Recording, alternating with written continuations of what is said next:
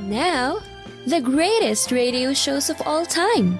Suspense. The Shadow Node. Washington calling David Harding, counter-spy. Classic radio theater. The Great Gildersleeve. Fibber McGee and Molly. Dragnet. Gunsmoke. The Lone Ranger. Now, step back into our time machine with your host, Wyatt Cox. Good evening, friends of the Inner Sanctum. Lucille-ball, Richard Denning, my favorite husband. This episode of the show that really was the basis for I Love Lucy was originally broadcast on May 13th, 1949. Does Liz really get a mink coat? It's time for My Favorite Husband, starring Lucille Ball. Jello, everybody.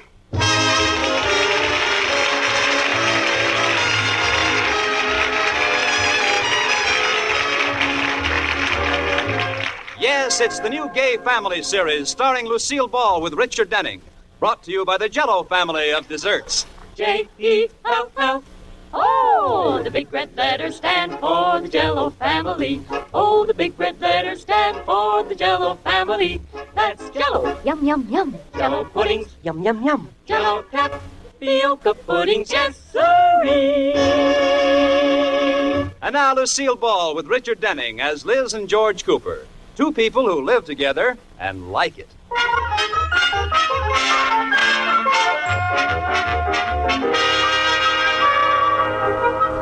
As we look in on the Cooper household, it's a bright, sunshiny morning. Outside, the birds are singing. And inside, Liz Cooper is singing too. Here comes the bride, here comes the bride. Now, you may think this is an odd song to sing in the morning, but this isn't just any morning. It's the Coopers' 10th wedding anniversary. And just thinking of being married to George for 10 whole years makes Liz feel like singing. Da, da, da, da. Oh, good morning, Katie. Good morning, Mrs. Cooper. What are you so happy about? Don't you know what day this is, Katie? Yes, it's Friday. No, it's something much more special than that. Oh, of course. This is the day they collect the garbage. Oh, Katie. Today is my wedding anniversary. George has been my favorite husband for 10 years. Oh, Mrs. Cooper, it hasn't been 10 years. Well, not exactly. It's really been 9 years, 11 months, 29 days, 22 hours, and 45 minutes. I knew it wasn't 10 years. Just think, Katie, 10 years ago, I was an eager young bride of 21. And today, I'm an old married woman of 25. How time flies. I wonder what George will give me. What is the 10th anniversary, Katie? The 50th is gold and the 25th is silver. Is the 10th diamond or china? It's tin. Tin? T-I-N? That's right, like in C-A-N. Oh. Well, George probably doesn't know anything about it being tin, so let's not tell him. What he doesn't know won't hurt me. You'll be lucky if Mr. Cooper remembers it's your anniversary. Why, Katie, of course he'll remember. I don't know. Husbands have strange memories. They can't remember the day they were married, but they can tell you Ty Cobb's batting average in 1922. Well, George is different. Hey, Liz, where are you? You watch. The first thing he'll say when I walk into the breakfast room is, "Happy anniversary, darling." I'll be listening at the door. Good morning, my wonderful little husband. Oh, morning, dear. What is it, dear? Oh, nothing. Oh, Liz. Yes, dear? This coffee is cold. Oh. Well, I'll get some hot for you. George, are you just going to sit there reading the paper? Haven't you something to tell me? No. Oh, certainly. I thought so. Dick Tracy found the jewel. Get your own coffee. Hey, what's the matter with you? Haven't you any idea what this day is? Sure. Oh, my gosh, this is the day I have to send in my car payment. George, what was Ty Cobb's batting average in 1922? 385. Oh, he was right. She was. I didn't think she followed baseball. Oh, and I thought you loved me. Oh, well, I do, honey. Hey, what's the matter with you? You're sure acting crazy today. Well, a girl has a right to act crazy on her anniversary. Anniversary? It is. I mean, of course it is. Oh, I knew it all the time, dear. I was just teasing. Oh, you were? Of course. Well, How could I forget our 15th anniversary? Now what's the matter? it's our 10th. It is. Well, it seemed like it. I mean, it doesn't seem like so much wonderful fun could be crowded into 10 measly years. Oh, really? Of course.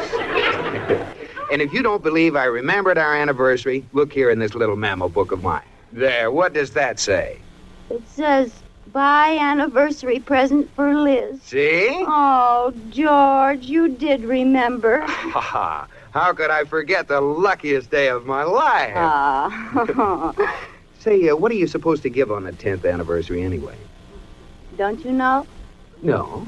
Well, then I do. What is it, the lead? Pewter? No, diamond wristwatches. Never heard of that. Well, you wouldn't want to give me just plain old diamonds. They have to be in something. So it might as well be a wristwatch. Liz, I don't have the money to buy you a diamond wristwatch. Well, how about just diamonds? How about just the wristwatch?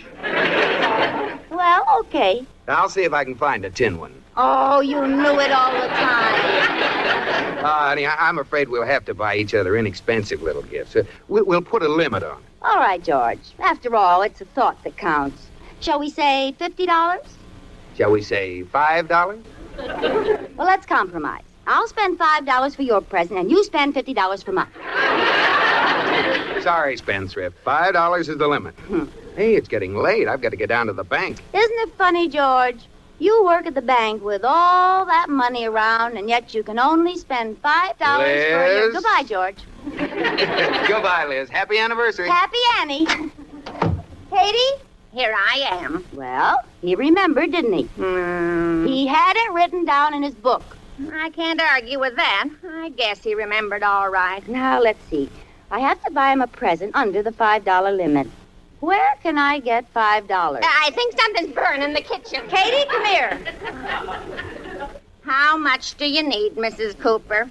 Well, I have a little saved. If you'll loan me $4.50, I can make it. I've only got 2.5. I'll take it. But that only makes $3. Well, it works out. Don't you see? He gives me a $5 present. I get him a $3 tie, and he owes me $2. Oh?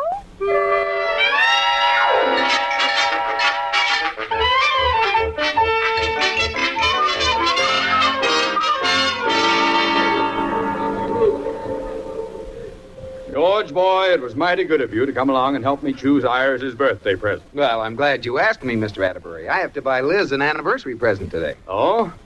How long ago was your anniversary? Today? Today? How did you remember? I didn't. I forgot until Liz reminded me this morning. She thinks I remember, though. You must be a fast talker, boy. No, it's simple. I always carry a special memo book. On one page, it says, get Liz's birthday present. The next page says, get Liz's anniversary present. Another one says, get Liz's Valentine present. That's pretty clever. Sure. No matter when she jumps on me, I can prove I made a note to do it. Well, Iris just keeps mum. Every day that I've forgotten, she adds $10 to the cost of the present I have to buy her. Oh, brother. What are you getting her for her birthday? A mink coat. Mink? Her birthday was last fall. Oh, but mink. It was either the mink skin or mine. Oh, say, here's the fur department. Pardon me, miss, could you wait on us? Well, they asked me to stay here until the regular girl gets here. She's late. I never worked in furs before. If you'd like to wait for her... No, we're in a hurry. Well, I'll try. I don't know my way around in furs. We understand. I know everything there is to know in nightgowns. That's my department. I believe you. I'd like to see some mink coats. Mink? Yes, mink. Oh, yes, sir. Let me see. Oh, here's a lovely one here. A full length. Oh, yes, that's very, very nice. How much is it? Well, let's see. Oh, here's the tag. It's only $3,000. That's a lot of money. Why, I should say that's entirely too much. Let me find you something else. No, let me see this one, please. Why, I should say not. $3,000. Why, I wouldn't let you spend that much. I want to see that coat. Let's get something cheaper. How about a nice Hudson seal? I don't want Hudson seal. Well, forget about the seal. For that money, you can get a new Hudson. My wife would look pretty silly wearing a new Hudson. She doesn't have that step-down design. Now, would you mind putting that coat on so we can see how it looks? Would I mind? There. How do I look? You look very nice. What do you think, George? Oh, it's a beautiful coat. Oh, I've never worn mink before. Miss, would you stop twirling around, please? Oh, it feels so natural to be wearing mink. La, la, la, la. Miss. Oh, I'd love to run barefoot through this. Do you think it looks natural on me? If it looked any more natural, you'd be a mink. Oh, I love to run my hands over and hold it close to me. Look, Mink. I mean, Miss. If you can tear yourself away from that coat, wrap it up. Yes, sir. And send it to Mrs. Rudolph Atterbury, 630 South Lucille. Yes, sir. Before you wrap that up, Miss, I'd like to buy a present for my wife, too. Oh, very well. What did you have in mind? What do you have for about $5? How about one of the buttons from this coat? No, I'm serious. Do you have anything, like a nightgown, maybe? Well, I have a nice nightgown for about $15. Well, all right. Size 12. Oh, I'll bet I know what kind you want. Black, sheer, and lacy. Yeah. Wrap it as a gift and send it to Mrs. George Cooper, 321 Bundy. Yes, sir. I'll send both of them this afternoon. Well, come along, boy. We don't work banker's hours, you know. Oh, that's right, we do.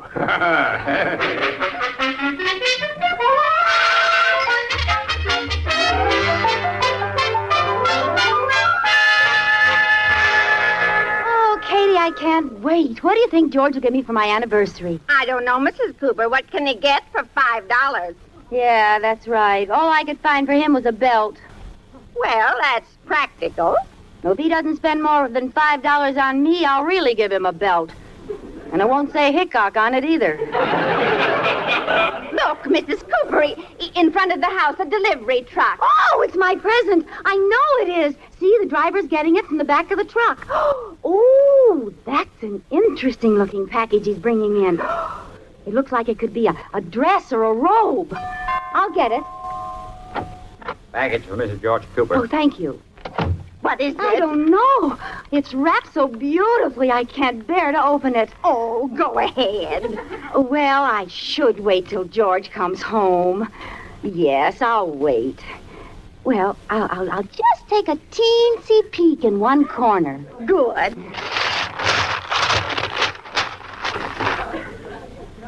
Some peek. Katie! Look! Mr. Cooper didn't buy that for $5. Oh, it's the most beautiful one I've ever seen.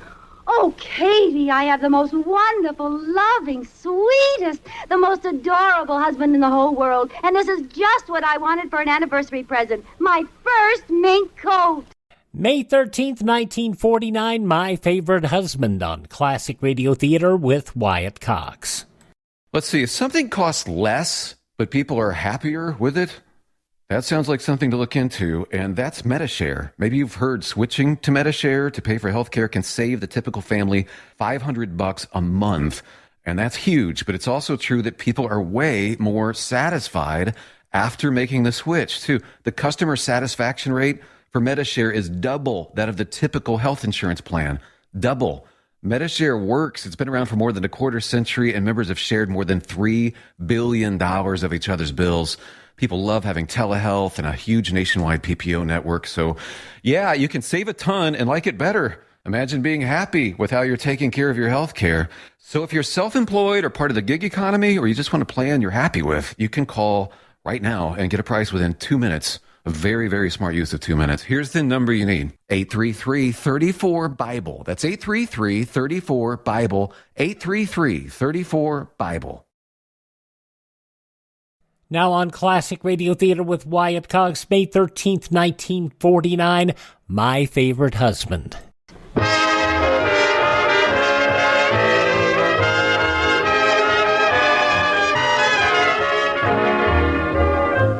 Liz Cooper has just had the biggest surprise of her life when she received a mink coat for her anniversary. George Cooper is going to receive the biggest surprise of his life when he finds out he gave it to her. Well, actually, he bought her a nightgown, but the store delivered the mink coat by mistake. Right now, Mr. Atterbury is letting George off in front of his house. Good night, Mr. Atterbury. I hope Iris likes the mink coat. She will. I hope Liz is satisfied with that nightgown. Oh, she'll love it. I'll bet she's opened it already. Night. Good night.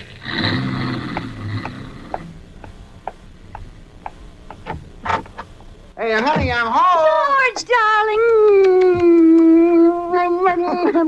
Hey, what is this? Oh, you wonderful husband. I love it, but what's it all about, honey? Oh, my present came this afternoon. Well, honey, I'm glad you like it. Like it? I almost lost my mind over it. But, George, all that money. Oh, well, so I went a little over the limit. A little over? Oh, George. You liked it, huh? I put it on right away. No. Yes, I was so eager to show it off, I wore it down to the market. You wore it to the market? You mean you wore that to the... Oh, I know it isn't the thing to wear shopping, but I just couldn't resist. Didn't people stare at you? They couldn't keep their eyes off me. Oh, George, you should have seen everybody. That cute little cashier wouldn't let me alone till I took it off and let her try it on.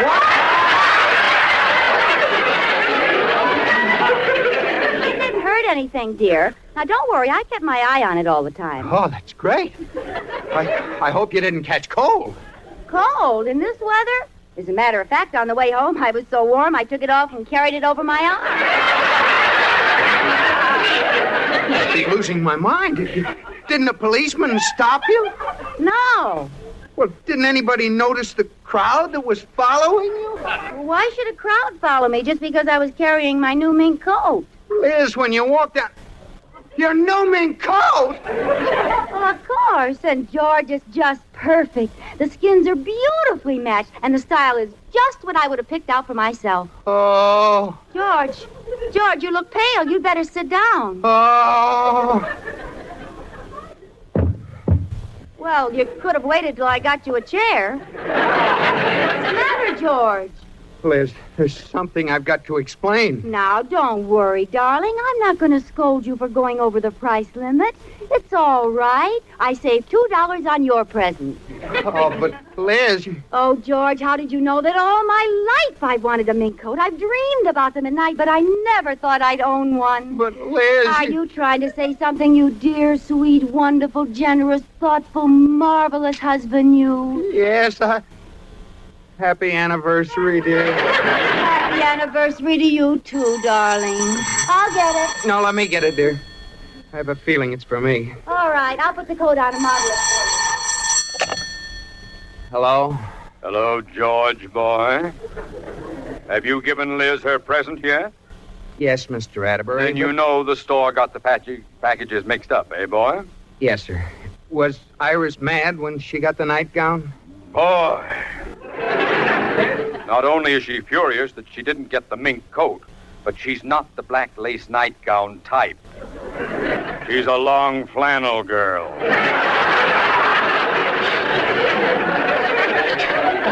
Well, wait till I tell you what happened here.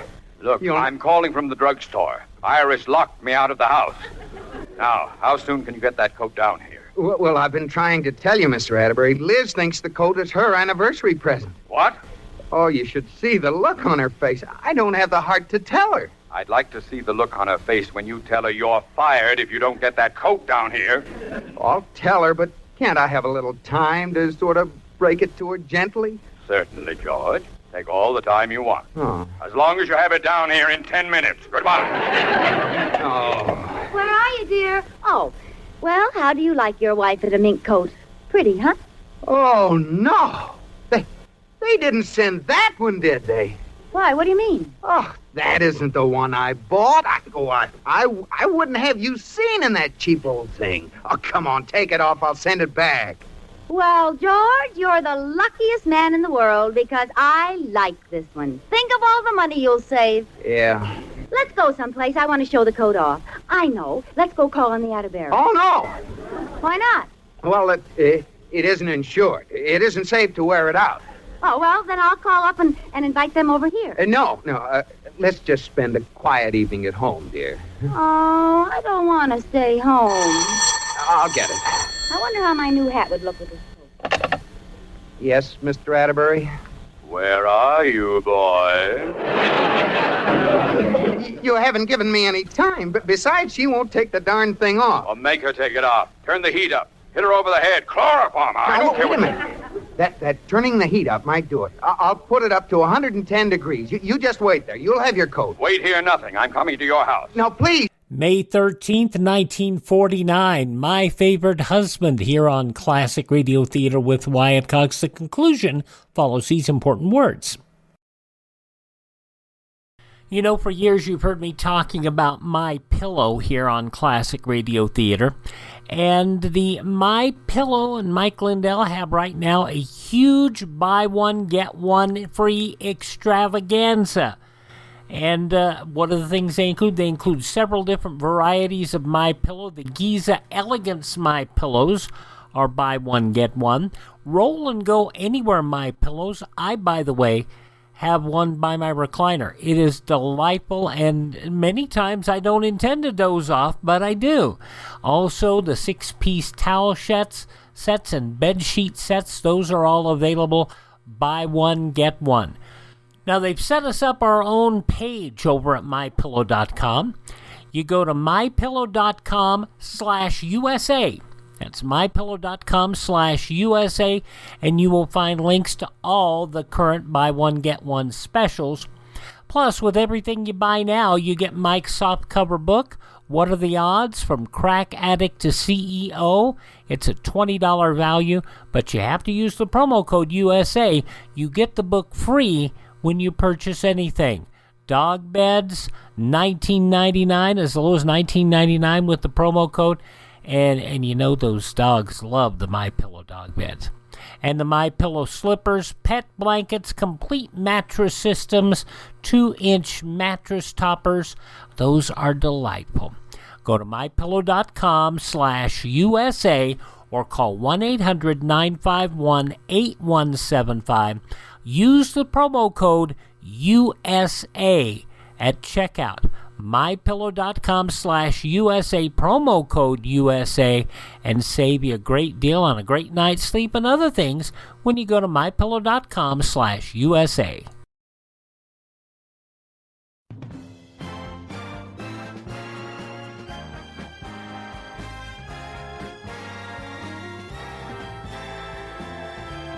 Now on Classic Radio Theater with Wyatt Cox, the whole Mink Coat mix-up episode of My Favorite Husband, Lucille Ball, Richard Denning, Gail Gordon, and B. Benadera, May 13th, 1949. I'll stand under the dining room window. If you don't hand that coat out to me in 15 minutes, I'll come in and tell Liz the truth. I'll have it, Mr. Atterbury. I'll turn the heat up right now.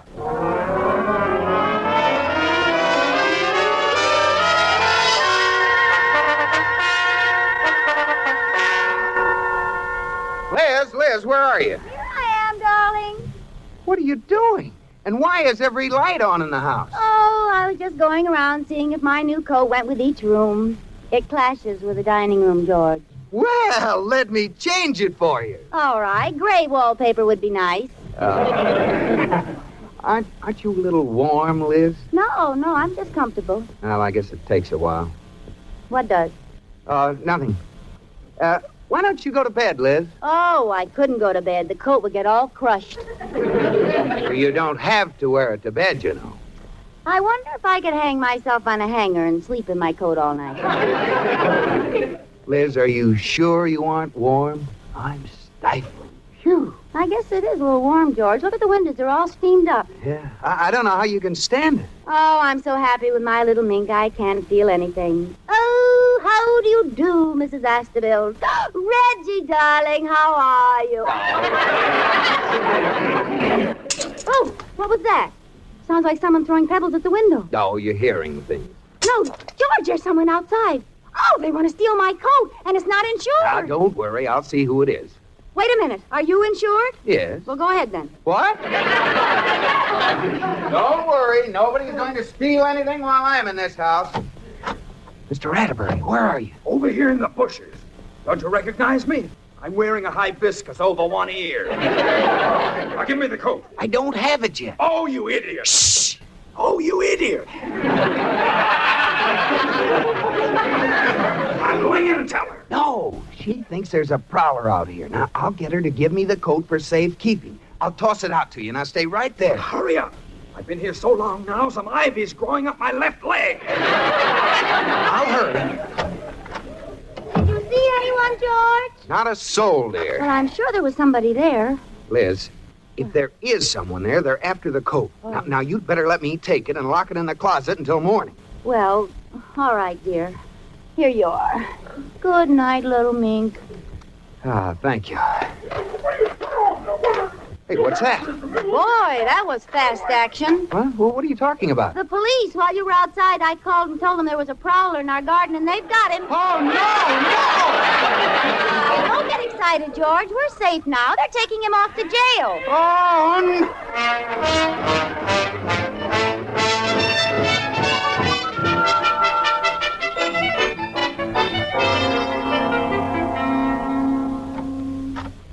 Oh, hello, Mrs. Cooper. Is George home yet, Katie? No, he called a few times, though. Oh, I'm glad he isn't here. Katie, I felt awful about George buying me that beautiful coat when I had practically nothing for him, so, well, I made a compromise, and I bought him a wonderful present.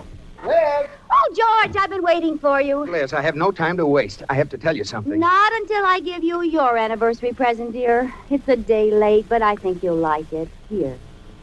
Why, Liz, that's the most beautiful watch I've ever seen. It's platinum, George. And it tells everything. The hour, the minute, the second, the day, the year, and the phases of the moon. Oh, Liz, honey. Oh, gee, it makes me feel like a heel to tell you this now, but, well, that mink coat doesn't belong to you. What?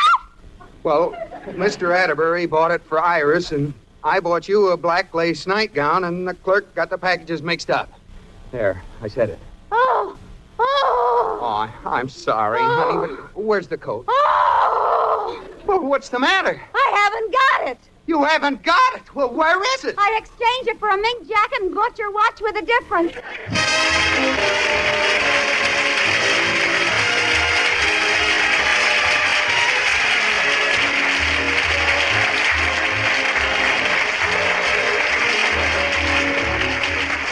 You have been listening to My Favorite Husband, starring Lucille Ball with Richard Denning, and based on characters created by Isabel Scott Rorick.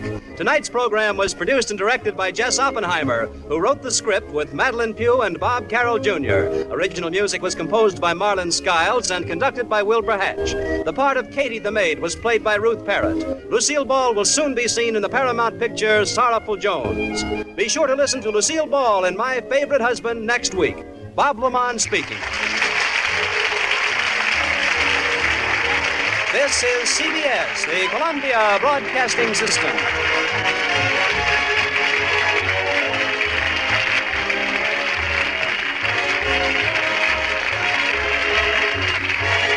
May 13th, 1949, My Favorite Husband on Classic Radio Theater with Wyatt Cox.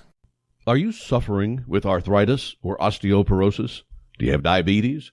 Did you know that these are just two of the hundreds of diseases that have seen improvement with Dr. Wallach's incredible longevity products? You can't get them at a health food store. The only way to get them is to call us at 800-214-0065. That's 800-214-0065. Do you have heart disease, fibromyalgia, or high blood pressure? Do you have a terrible time losing weight? Dr. Wallach can help. He was a veterinarian and cured diseases in animals. He felt that he could do the same for humans, so he became a physician. Over 50 years of research and helping people like you goes into every bottle of Dr. Wallach's amazing discoveries. Do you want to feel better? Learn how to treat the cause of your problem rather than covering up the symptoms with drugs. Call 800-214-0065. That's 800-214-0065. Now on Classic Radio Theater with Wyatt Cox, another episode of the soap opera Claudia. This episode originally broadcast May 13th, 1948. And now, Claudia. Will that be all, Mr. David? Thank you. That's fine, Watson. Mrs. Norton, was everything satisfactory? Everything was perfect, Watson. Dinner was delicious, thank you. Not at all. I suppose you're looking forward to Mr. Hartley's coming back from England, Watson. Oh, yes, indeed, sir. The house is very empty without Mr. and Mrs. Norton. Such a big house, it's empty even with. If you will forgive me, how much longer will you be in town, Mr. David? Well, we're planning to go back up to Connecticut tomorrow afternoon. Indeed. I'm very sorry to hear that. It's been such a pleasant time with you and Mrs. Norton staying here. We've loved it too, Watson. Breakfast as usual? Yes, as usual. I'll tell cook. Have a pleasant evening, Mr. David. Thank you, Watson. I'm so full of candlesticks and finger bowls, I'll never be able to eat again. Till an hour from now. David, why do you think food tastes so much more tasty off of a gold filigree plate? It's the aristocrat in you. Oh, rubbish. It's the tomato soup and squab and baked Alaska in me. Oh, so you approve of Julia's cuisine. Oh, that's a fancy word for cooking. It was a fancy dinner. Could you eat fancy like that all the time? Oh, it's a grim thought, isn't it? It's stuffy in the dining room. Let's open some windows, And let all the nice, clean New York dust in all over Julia's Chippendale. Listen, I've an even better idea. Let's go out into the nice, clean dust. Let's take a walk. I thought we were going to discuss going to the theater. Let's discuss it while we walk. I think I know what this means, but come on. All right. Do you think you'll need a coat? Oh, from the sublime to the ridiculous. Of course I don't need a coat. It's warm as toast out. You're still sure you don't want a coat? The toast I usually get isn't very warm. Very funny. 3 days of living at Julian Hartley's and you're spoiled. Like an overripe pear. Exactly. 3 days and you're no longer the same sweet, easy-go-lucky man that I married. In the dear dead days beyond recall. Oh, it's so nice out. Still a little light. I'll tell you one thing, David. I certainly hope it isn't as nice an evening in Connecticut. It's raining in Connecticut. How do you know? I arranged it. You did? Exactly. So For you heaven's wouldn't sake. feel cheated. Oh, you're so smart. And so I wouldn't feel cheated, too. Must be nice in Connecticut tonight. I just told you it was raining. Well, if it weren't raining, it would be nice. It'd still be light in the sky. All the birds would be singing, and Mr. Tucker's rooster would be crowing. You know that rooster crows all day and all night. Mm-hmm. Just exactly like somebody else I know. I am ignoring you. Go ahead. Eastbrook's nice. I miss it. It's nice here, too. I'll admit it. I've had fun being in New York. It's fun, and it's nice anywhere with you. That's a sweet thing to say. I wish I'd said that. You can. Next time. Remind me. And in spite of that, New York is one place the more I don't live in, the better I like it. Oh, I wish I'd said that, too. You know, I never thought I could live anywhere but in New York. Right here, right in the middle of all the traffic and commotion and bustle. I thought if I lived in the country, I'd feel far away from things and lonesome. Well, don't you? Anywhere is nice and fun with you and never lonesome. You see, I did say it. And I meant it. You better had. Honestly, David, when you're two, it's fun anywhere. In other words, it's not the country that's so nice, it's us in the country. Conceited, but true. But it's nicer in Eastbrook anyway. So much nicer than Julia and Hartley's house. Say, where are we walking on this nice evening? Just down the street a ways. Not too far. Not too near. Oh, there goes a new car. Oh, isn't it beautiful? Just me and my girl walking down the street. David, listen. Wouldn't you hate to be just one? All alone? Even Eastbrook wouldn't be nice if you were just one, would it? No place would be. Anymore, especially Eastbrook. Maybe especially New York, too. Darling, do you know that if we turn down this block and then we walk, about a half a block north, we'll be right in front of Mother's? Why, you don't say so. Oh, but I do say For so. heaven's sakes, what a coincidence we should both be walking to the same place. What's more, I have an idea. I think Mother maybe wouldn't mind having some visitors tonight. David, if you hadn't married me, would you have married Mama? Like a shot. I think you would have. That's one of the reasons I love you. Darling, Mama hasn't had much time to be lonesome. I know. That's why when she is lonesome, it must feel twice as bad. Oh, I'm glad she's coming back to Connecticut with us tomorrow. Oh, so am I. We'll take Solomon along, too, won't we? Solomon? That old parrot? Well, he'll be lonesome if we don't. He'll get blue. Blue? He's a green parrot. Well, he turns blue when he's lonesome. Oh, yeah. How do you know? He told me. Oh. Hey, it's perfect our going up to Mama's because you can help her pack. Pack? Yes. Uh-oh. A little hard work won't hurt you at all. After all, you're a man.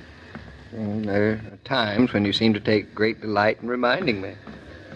David, packing alone is so alone. I know. Well, here we are, on Mama's doorstep. Won't you be surprised? I told her we were going to the theater tonight. Oh, look around, would you? This is a familiar lobby. Familiar to me, too. Mm-hmm. It couldn't be that we have been here together, could it? Come to notice. Let me see the side view of your face. Yes. Want to see the other side? No, I've seen The back? that. You look familiar to me, too. Oh, for heaven's sakes. Mm-hmm. Darling, this couldn't be where we came right after our honeymoon, could it? Oh, darling, you don't know how I hoped you'd remember. Oh, then I said the right thing. You did. Say, you know, this lobby looks littler than I remember somehow. That's because you're used to the wide open spaces of Connecticut. The wide open spaces of our house without any furniture. David, you know there's something I miss in Connecticut very badly. Well, Mama's coming out with us tomorrow. Oh, I miss these much more than Mama. Elevators. Here, let me push the button. Now, don't trip. I never trip. Now, let me see. We press the button for Mama's floor. Mm-hmm. Well, you've made it go up. Congratulations. It wouldn't go sideways. No, but if there'd been any way of making it go sideways, you would have found it. I bet you. You're very smart tonight, aren't you? Oh, I'm pretty smart every night. Oh, really? Right floor, too.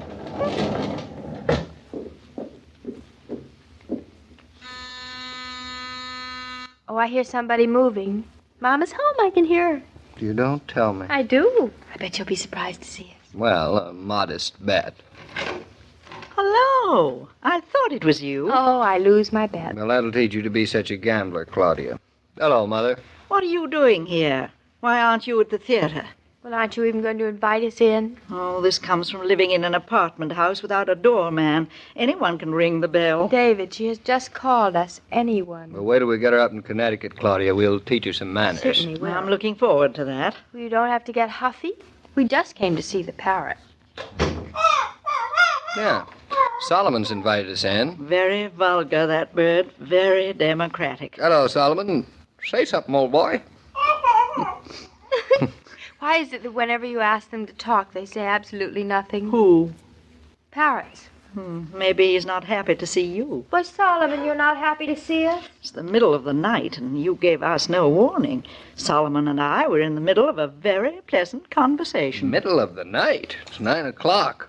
Solomon must be a very dull bird. Say, you're not a very good housekeeper, Mrs. Brown. This room looks a mess. Even Claudia keeps a better house than this. I can see we're going to have to teach her an awful lot of things, David. It might interest you, too, that I'm in the middle of packing. Oh, packing. That's her excuse. Are you going someplace? I was going up to Connecticut tomorrow to visit some poor relatives, but I think I might change my mind. Hello, poor relatives. What do you know? Claudia, she may change her mind. No such luck. Well, since you're here, I guess I might as well sit down. You know, darling, I wouldn't be a bit surprised if your mother is really glad to see us, in spite of what she's saying. You really think that's possible? Well, barely, I admit, but possible. Impossible. Go on, David. You ask. Now, Claudia, stop pinching me.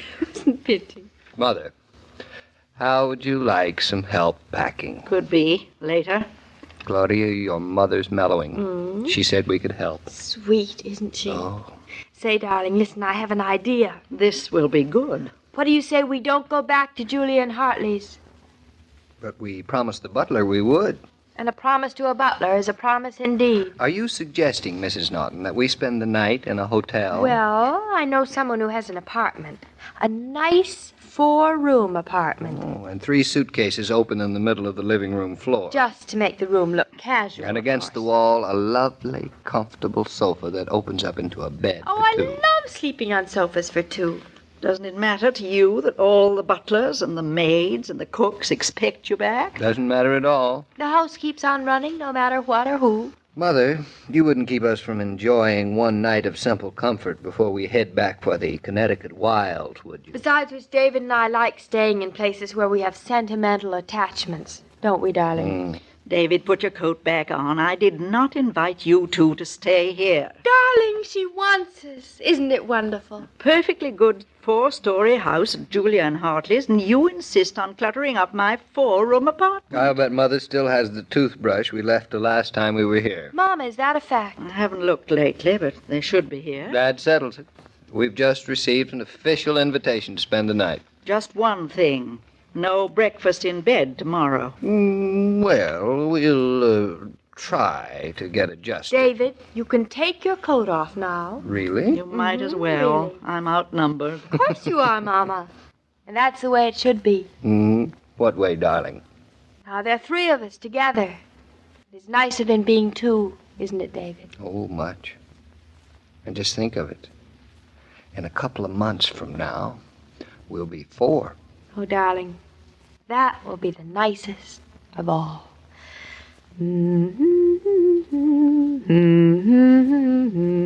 La la la la la la la la la la la la. Notice the expression on the faces of shoppers. Some are the very picture of grim determination. You'd think they were going forth to battle, while others are relaxed and easygoing. Chances are these folks have had the good sense to pause and refresh with ice-cold Coca-Cola during shopping expeditions. Chances are, too, they make wiser selections because they shop refreshed. Excuse me, Mr. King. Oh, hello, Mrs. Brown. So you're going up to the country, I see. The strangest part of all, Mr. King, is that I find myself looking forward to it. You'll like farm life.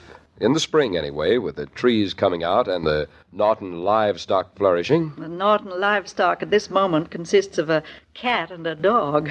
I hope they've weathered David's and Claudia's absence. I hope so, too, Mrs. Brown. But I think Jared Tucker, the Nortons' neighbor, took pretty good care of them while the Nortons were in New York. He better have, Mr. King, or, well, I don't know what. He better have, Mrs. Brown, or we'll all have to suffer the consequences tomorrow. And as I was saying, every day, Monday through Friday, Claudia comes to you transcribed with the best wishes of your friendly neighbor who bottles Coca-Cola. So listen again tomorrow at the same time. From May 14th, 1948, Claudia here on Classic Radio Theater with Wyatt Cox. Thank you so much for making us a part of your day. Would you do me a favor and thank this radio station and support their advertisers? It is their kindness and courtesy that allows us to be with you each and every time we roll around here on your favorite radio station. We appreciate it, and so will they. We also, if you miss a day here, you don't have to miss a single show. Our shows are all available through iHeartRadio, Spotify, Spreaker, Apple Podcast, Google Podcast, Amazon, or Facebook. Just search for Classic Radio Theater with Wyatt Cox. That's Classic Radio Theater with Wyatt Cox. And you can also find our shows on demand at my webpage, which is classicradio.stream. Stream our shows there. Learn about building a classic radio collection of your own. Find all of our social media links. You can even contact me there. classicradio.stream. Thanks for spending this part of your day with us. Tell all your friends the great radio shows are right here at this spot on the dial. Classic Radio Theater with Wyatt Cox on your favorite radio station.